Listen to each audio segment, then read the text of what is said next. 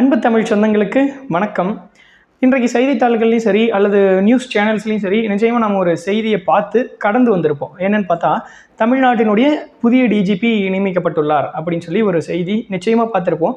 ஆனால் அந்த டிஜிபி அப்படிங்கிற பதவியினுடைய முக்கியத்துவம் நம்மளில் பல பேருக்கு தெரியாத காரணத்தினால அந்த செய்தியை கடந்து வந்திருப்போம். அந்த செய்தியினுடைய முக்கியத்துவத்தை உணராமல் கடந்து வந்திருப்போம்.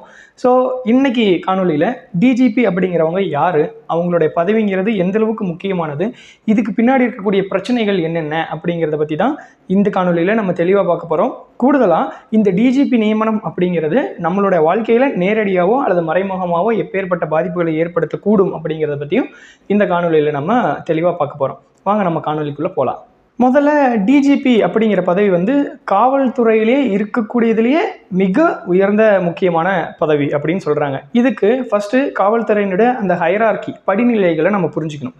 முதல் ஸ்டேஜ் அப்படிங்கிறது கான்ஸ்டபிள். நம்ம பார்த்துருப்போம் இல்லையா, ஏட்டையா அப்படின்னு சொல்லுவாங்க இல்லையா, அந்த கான்ஸ்டபிளுக்கு மேலே சப் இன்ஸ்பெக்டர், அதாவது உதவி காவல் ஆய்வாளர் அப்படின்னு ஒருத்தர் இருப்பாங்க, அல்லது துணைநிலை காவல் ஆய்வாளர் அப்படின்னு ஒருத்தவங்க இருப்பாங்க. சப் இன்ஸ்பெக்டருக்கு அடுத்ததான் இன்ஸ்பெக்டருங்கிறவங்க காவல் ஆய்வாளர். இவங்க ஒரு போலீஸ் ஸ்டேஷனுக்குள்ளே இருக்கவங்க. இந்த சப் இன்ஸ்பெக்டர் இவங்களாம் யார்கிட்ட போய் ரிப்போர்ட் பண்ணுவாங்க அப்படின்னா, டெபுட்டி சூப்பரண்ட் ஆஃப் போலீஸ் அப்படின்னு சொல்லக்கூடிய டிஎஸ்பி. நம்ம சிங்கம் படத்துலாம் கூட பார்த்துருப்போம் இல்லையா, சிங்கம் சூர்யா டிஎஸ்பியாக இருப்பார். ஸோ டிஎஸ்பி அப்படிங்கிறது டெபுட்டி சூப்பரண்ட் ஆஃப் போலீஸ். இந்த சூப்பரண்டன்ட் ஆஃப் போலீஸ் அப்படிங்கிறவங்க ஒரு டிஸ்ட்ரிக்ட்டுக்கு ஒருத்தர், அவுட்டர் ரீஜனில் ஒருத்தரும் இன்னர் ரீஜனில் கோர் சிட்டி ரீஜனில் ஒருத்தரும் இருப்பாங்க. ஸோ இந்த டிஎஸ்பி அவங்களுக்கு மேலே இருக்கக்கூடிய superintendent of police which is SP அவங்களுக்கு ரிப்போர்ட் பண்ணுவாங்க. எஸ்பிக்கு மேலே அப்படின்னு பார்த்தா தான் நமக்கு டிஐஜி அப்படின்னு சொல்லக்கூடிய deputy inspector general of police அப்படின்னு ஒருத்தவங்க இருப்பாங்க. டிஐஜி அப்படிங்கிறவங்க ஒரு சரகம், ஒரு குறிப்பிட்ட ஒரு 4-5 டிஸ்ட்ரிக்ட்டுக்கு சேர்ந்து ஒரு குமுலேட்டிவான ஒரு இடத்துக்கு ஒரு தலைமை அதிகாரியாக இருப்பாங்க. டிஐஜிக்கு மேலே ஐஜி, அவங்க தான் இன்ஸ்பெக்டர் ஜெனரல், அவங்களுக்கு இந்த டிஐஜி ரிப்போர்ட் பண்ணுவாங்க. ஐஜிக்கு மேலே தான் கடைசியாக டிஜிபி அப்படிங்கிற ஒரு ரேங்க் வருது. இது எல்லாமே நான் சொன்னது ஒவ்வொன்றுமே ஒவ்வொரு படிநிலைகள், ஒவ்வொரு ரேங்க் அப்படின்னு சொல்லக்கூடியது. இப்போ ஒருத்தர் எஸ்பியாக ஜாயின் பண்ணுறாரு அப்படின்னா அவரோட எக்ஸ்பீரியன்ஸை பொறுத்து, அவரோட செயல்பாடுகளை பொறுத்து அடுத்தடுத்த ரேங்க்குக்கு காலங்கள் போக போக ப்ரமோட் ஆகிட்டே வருவார். ஸோ இறுதியாக அவர் டிஜிபி அப்படிங்கிற அந்தஸ்தை, டிஜிபி அப்படிங்கிற ரேங்க்கை பெறுவார். ஓகே, இப்போது இந்த டிஜிபிங்கிற பதவியை பற்றி தெளிவாக பார்ப்போம். முதல்ல தமிழ்நாட்டுக்குன்னு ஒரு டிஜிபி தான் இருப்பாங்களா அப்படின்னு கேட்டால் நிச்சயமாக கிடையாது. இது பல பேரோட தவறான புரிதலாக இருக்குது. டிஜிபி அப்படிங்கிறவங்க ஒரு மாநிலத்துக்கு 4 டிஜிபி இருப்பாங்க. ஒருத்தர் டிஜிபி இன்டெலிஜென்ஸ், அதாவது உளவுத்துறை டிஜிபி. இன்னொன்று டிஜிபி கிரைம் விங், அதாவது சிபிசிஐடி அப்படின்னு ஒரு விஷயம் கேள்விப்பட்டிருவோம் இல்லையா, அதனுடைய டிஜிபி ஒருத்தர் இருப்பார். மூணாவது டிஜிபி சிறை, டிஜிபி பிரிசன் அப்படின்னு ஒருத்தர் இருப்பார். அவர் இந்த சிறைத்துறை டிஜிபி அப்படின்னு சொல்லுவாங்க. அவங்க சிறை சம்மந்தப்பட்ட விஷயங்கள்லாம் பார்த்துப்பாங்க. 4வது மற்றும் மிக முக்கியமானது தான் டிஜிபி லா அண்ட் ஆர்டர், அதாவது சட்டம் ஒழுங்கு டிஜிபி அப்படின்னு சொல்லக்கூடிய டிஜிபி லா அண்ட் ஆர்டர். இந்த 4வது சொன்னோம் இல்லையா, சட்டம் ஒழுங்கு டிஜிபி, இவர் தான் ஹெட் ஆஃப் போலீஸ் ஃபோர்ஸ், ஹெச்ஓபிஎஃப்ஆ இருப்பார். மீதி இருக்க 3 டிஜிபிக்கு சேர்ந்து தலைமை காவல் அதிகாரியாக இவர் தான் இருப்பார். ஸோ இன்றைக்கி நம்ம பார்க்கக்கூடிய செய்திகளில் பார்க்கக்கூடிய தமிழ்நாட்டினுடைய டிஜிபி அப்படின்னு சொல்லக்கூடியவங்க இந்த டிஜிபி லா அண்ட் ஆர்டர், அதாவது சட்டம் ஒழுங்கு டிஜிபி தான் பதவி ஏற்றிருக்காரு திரு மகேஷ்குமார் அகர்வால் ஐபிஎஸ் அவர்கள். ஓகே, இப்போது அந்த டிஜிபி அப்படிங்கிற பொறுப்பினுடைய முக்கியத்துவம் எவ்வளோ இருக்குது அப்படிங்கிறத நம்ம தெரிஞ்சுக்கணும். என்னப்பா முக்கியத்துவம், யாரையோ எப்படியோ நியமிச்சுட்டு போகிறாங்க, அதனால் எனக்கு என்ன லாபம், எனக்கு என்ன நஷ்டம் அப்படின்னு நம்மளில் பல பேர் அதை கடந்து போகிறது உண்டு. ஆனால் அப்படி நம்ம போகக்கூடாது. இப்படி மக்களுக்கு இதை பற்றின ஒரு விழிப்புணர்வு இல்லாமல், ஒரு அறியாமை இல்லாத காரணத்தினால்தான் அரசியல்வாதிகள் இதை வச்சு ஒரு மிகப்பெரிய கேம் எல்லாம் விளையாடுறாங்க. இதை பற்றி தான் நம்ம இந்த காணொலியில் இதுக்கு மேலே நம்ம பார்க்க போகிறோம். அதுக்கு முன்னாடி இந்த டிஜிபி அப்படிங்கிறவங்கள எப்படி நியமிக்கிறாங்க அப்படிங்கிறத நம்ம தெரிஞ்சுக்கணும். சாதாரணமாக நிச்சயமாக ஒரு ஸ்டேட்டில் பார்த்தா ஒரு 15, 10 அல்லது 20 டிஜிபி அந்தஸ்தில் இருக்கக்கூடியவங்க இருப்பாங்க. இந்த 20 பேர்த்தில் யாரோ ஒருத்தரை தான் இந்த DGP law and order and head of police force ஹெச்ஓபிஎஃப்ஆ நியமிக்க முடியும்.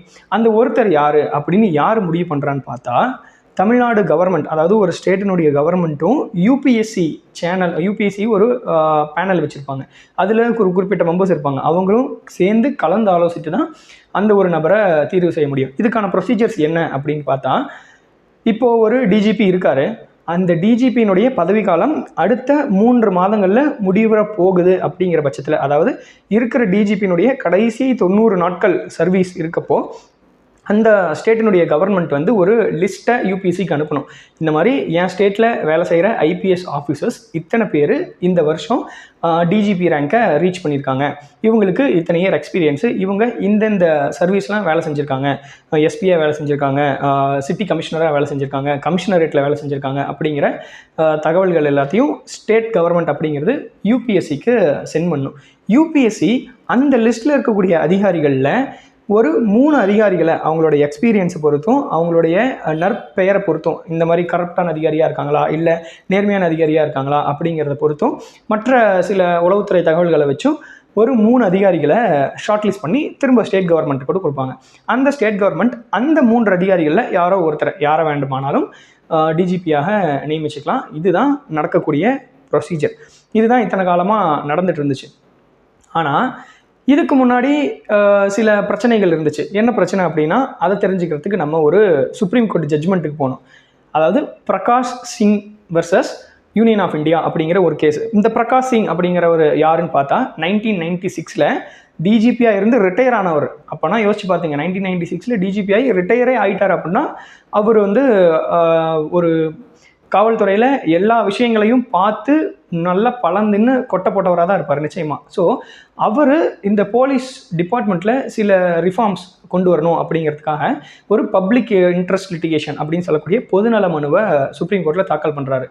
அந்த பொதுநல மனுவில் டிஜிபி நியமனம் குறித்தும் டிஜிபி பதவி இழக்க வைக்கிறது, அதாவது அவரோட பதவியை பறிக்கிறது குறித்தும் சில ஆலோசனைகள், சில மாற்றங்கள், போலீஸ் ரிஃபார்ம்ஸ் தேவைப்படுது அப்படின்னு சொல்லி அவர் ஒரு பப்ளிக் இன்ட்ரெஸ்ட் லிட்டிகேஷன் ஃபைல் பண்ணார். அவர் அஸ்ஸாம், உத்தரப்பிரதேஷ் இந்த 2 மாநிலங்கள்லையும் டிஜிபியாக பணியாற்றினவர். அப்போது அவருக்கு ஏதோ சில விஷயம் தெரிஞ்சிருக்கு, ஏதோ தப்பாக இருக்குது அப்படிங்கிறது தெரிஞ்சிருக்கு. அதனால் அவர் அந்த கேஸை ஃபைல் பண்ணுறாரு.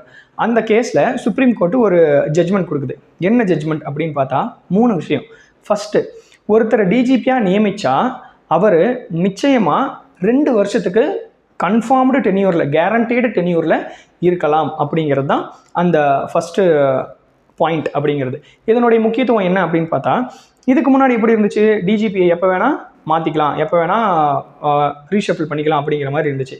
அப்போது ஆளுங்கட்சிகள் என்ன பண்ணாங்க அப்படின்னா, அவங்களுக்கு ஏற்ற டிஜிபியை போடுவாங்க. அந்த டிஜிபி இவர் சொல்கிற பேச்சை கேட்கலங்கிற பட்சத்தில், அரசியல் ரீதியாக இவங்க சொல்கிற பலன்களை கொடுக்கல அப்படிங்கிற பட்சத்தில் அடுத்த டிஜிபியை மாற்றுறாங்க. ஸோ அந்த டிஜிபி அப்படிங்கிறவர் அவரோட சீட்டை, அவரோட பதவியை தக்க வச்சுக்கணும் அப்படிங்கிற காரணத்துக்காக அரசியல்வாதிகளோட இணக்கமாக போக வேண்டிய சூழ்நிலை ஏற்பட்டுச்சு. என்னதான் மனசார நேர்மையாக நடந்துக்கணும் அப்படின்னு நினச்சாலும் அரசியல்வாதிகளோட இணக்கமாக போக வேண்டிய சூழ்நிலை ஏற்பட்டுச்சு. இது ஒரு விஷயம். இதனால் மக்களுக்கு என்ன பாதிப்பு அப்படின்னு கேட்டால், இப்போது டிஜிபியை ஃப்ரீக்வெண்ட்டாக மாற்றிக்கிட்டே இருக்காங்களா, ஃப்ரீக்வெண்ட்டாக மாற்றிக்கிட்டே இருக்கிறப்போ டிஜிபிங்கிறவர் தான் அந்த ஃபஸ்ட்டு டாப் லெவல் அத்தாரிட்டி அப்படின்னு சொல்லிட்டுனா, ஸோ அவர் சொல்கிறது தான் அடுத்தடுத்து இருக்கவங்க கேட்டுக்கிட்டே இருப்பாங்க. இப்படி ஃப்ரீக்வெண்ட்டாக அடுத்தடுத்த டிஜிபியை மாற்றிக்கிட்டே இருக்கிறப்போ ஒரு பிரச்சனை என்னென்னா, அந்த டிஜிபிக்கு கீழே இருக்கக்கூடிய அதிகாரிகள் டிஜிபி சொல் பேச்சை கேட்குறதில்ல. சரியா? ஏன் டிஜிபி சொல் பேச்சை கேட்குறதில்ல? அவங்க அந்த ஏரியாவில் இருக்கக்கூடிய லோக்கல் அரசியல்வாதிகளோட ஒரு இணக்கமாக இருந்துடுறாங்க, அல்லது மற்ற சில பிரச்சனைகள் ஏற்படுது. இதனால் அந்த மினிமம் 2 வருஷம் கேரண்டீடு டென்யூர் அப்படிங்கிறத அறிவிச்சிருக்காங்க.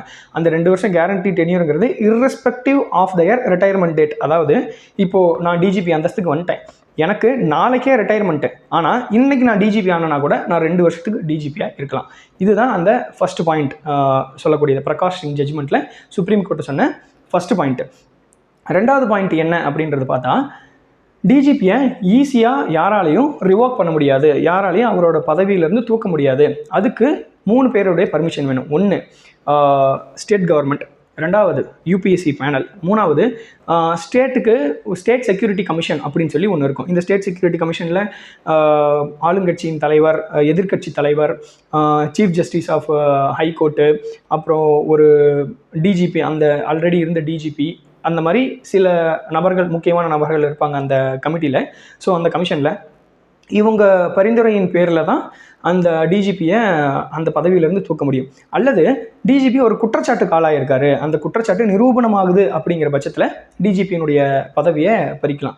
3வது, டிஜிபிக்கு உடல்நலக்குறைவு ஏற்படுது, உடல்நல பிரச்சனைகள் இருக்குது, அவரால் சிறப்புற அந்த பணிகளை மேற்கொள்ள முடியல அப்படிங்கிற பட்சத்தில் அவரோட பதவியை மாற்றி அமைக்கலாம்.